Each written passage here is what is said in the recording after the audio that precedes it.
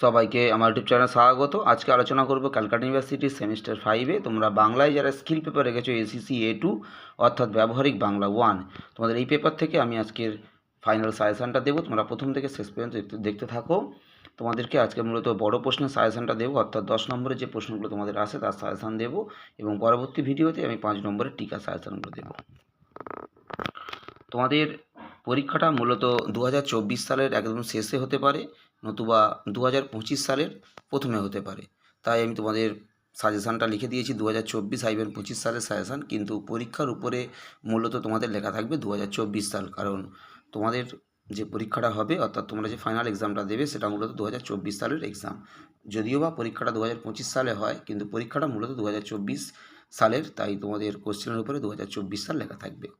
তোমাদের মডিউল 1-এ থাকবে 10 নম্বরের দুটো প্রশ্ন, তার মধ্যে একটার উত্তর লিখতে হবে। এখানে থাকবে গল্প সূত্র থেকে কাহিনী নির্মাণ এবং গল্প বা উপন্যাস থেকে নাট্যরূপ বা চিত্রনাট্য নির্মাণ।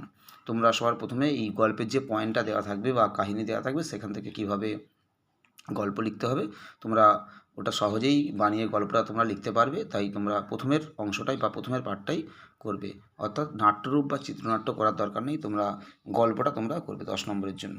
এরপরে মডিউল 2-তে থাকছে 10 নম্বরের দুটো প্রশ্ন। এখানে দুটো প্রশ্নের জন্য দুখানা টপিক রয়েছে। সবার প্রথম টপিক রয়েছে বাংলা ভাষার সঠিক উচ্চারণ এবং আবৃত্তি। এছাড়া আরেকটা টপিক রয়েছে ছন্দ। এই দুটো টপিক থেকে মোট দুটো প্রশ্ন থাকবে, তার মধ্যে যে কোনো একটা প্রশ্নের উত্তর লিখতে হবে। আমি তোমাদেরকে সাজেস্ট করব মডিউল 2 থেকে তোমরা ছন্দ টপিকটা বেছে নাও, কারণ ছন্দ থেকে মাত্র দুটো প্রশ্ন পড়ে গেলে তোমরা পরীক্ষায় একটা কোশ্চেন নিঃসন্দেহে কোশ্চেন তোমরা কমন পাচ্ছ। ওখানে কোনো সন্দেহের কাইয়ে নেই, তোমাদের কোনো চিন্তার কারণ নেই যে প্রশ্ন আসবে কি জানা পড়বে কি পড়বে না। তোমরা যদি ছন্দ থেকে পড়ে যাও একটা প্রশ্ন তোমরা নিঃসন্দেহে কমন পাবে, দুটো প্রশ্ন পড়ে গেলে মাত্র। কিন্তু বাংলা ভাষার উচ্চারণ থেকে আমি তোমাদের 4টে প্রশ্ন দিয়েছি, তা সত্ত্বেও কোনো নিশ্চয়তা নেই, কারণ এখান থেকে প্রতি বছর অনেক সময় প্রশ্ন ঘুরিয়ে মৌলিক প্রশ্ন পরীক্ষাতে আসে। সেক্ষেত্রে তোমরা পরীক্ষায় বিপদে পড়ে যাবে।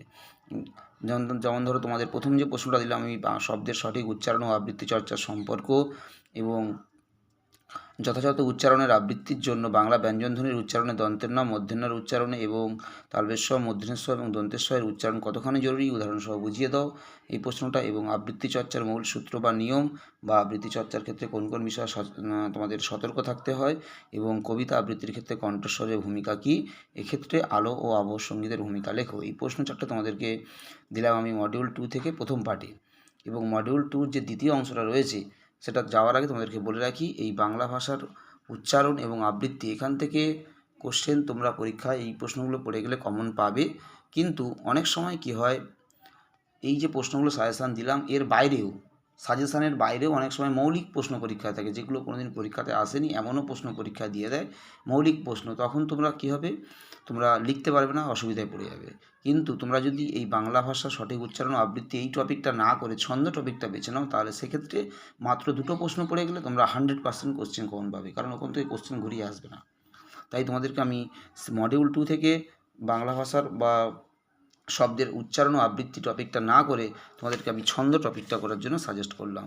ছন্দ টপিকটা তোমরা যদি করো, কারণ এখান থেকে তোমরা মাত্র দুটো কোশ্চেন পড়ে গেলে কমন পেয়ে যাবে। একটা হচ্ছে মিশ্র কলাবৃত্ত বা অক্ষরবৃত্ত ছন্দের বৈশিষ্ট্য এবং কলাবৃত্ত বা মাত্রাবৃত্ত ছন্দের বৈশিষ্ট্য। এই দুটো কোশ্চেন পড়ে গেলে কোশ্চেন এখান থেকে ঘুরিয়ে আসে না, ছন্দ থেকে একটা কোশ্চেন তোমরা নিঃসন্দেহে কমন পেয়ে যাবে। এর মধ্যে থেকে মিশ্র কলাবৃত্তটা এবছর আসার জন্য বেশি চান্স রয়েছে। এরপরে যাবো তোমাদের মডিউল 3 থেকে। মডিউল 3তেও ঠিক একই রকমভাবে মডিউল 2-র মতো প্রথম যে পার্টটা রয়েছে সাহিত্য ও চলচ্চিত্রের পারস্পরিক সম্পর্ক।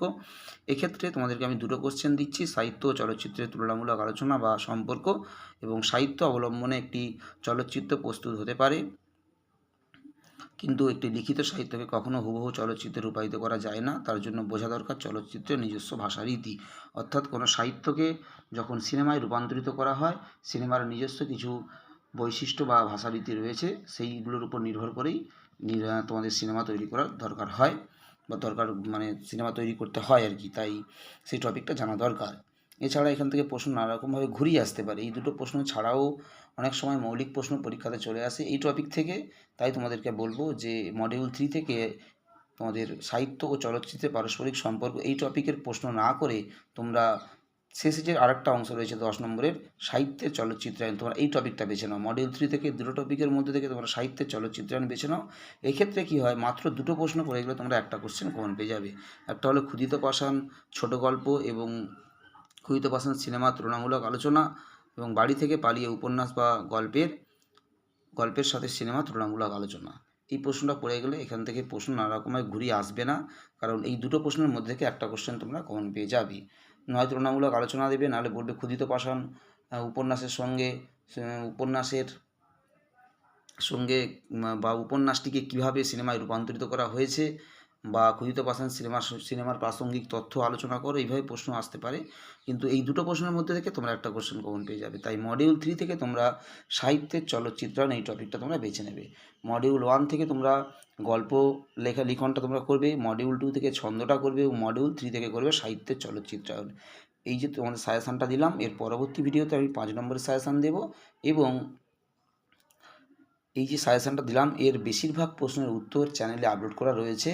তোমরা চ্যানেলে প্লেলিস্টে ক্লিক করার পর তোমরা সেক পেপার 3 অথবা 5 বলে একটা লিস্ট আছে, তোমরা দেখবে সেমিস্টার প্লেলিস্টে ক্লিক করার পরে তোমরা লিস্টটা চেক করবে, ওখানে দেখবে সেক পেপার বলে লিস্ট করা হয়েছে, সেক পেপার সেমিস্টার 3 বা 5। তোমরা সেই অংশে ক্লিক করার পরেই তোমরা দেখতে পাবে সেখানে বাংলার সেক পেপারের বিভিন্ন ভিডিও রয়েছে। তার মধ্যে থেকে তোমরা তোমাদের যে প্রশ্নের উত্তরগুলো দরকার তোমরা সেই প্রশ্নের উত্তরগুলো লিখে নেবে, এবং যেগুলো আপলোড করা নেই তার উত্তর আমি অবশ্যই আপলোড করে দেবো। তোমরা চ্যানেলে ফলো রাখবে, তাহলে সমস্ত উত্তর তোমরা চ্যানেল থেকে পেয়ে যাবে। সবাইকে নমস্কার।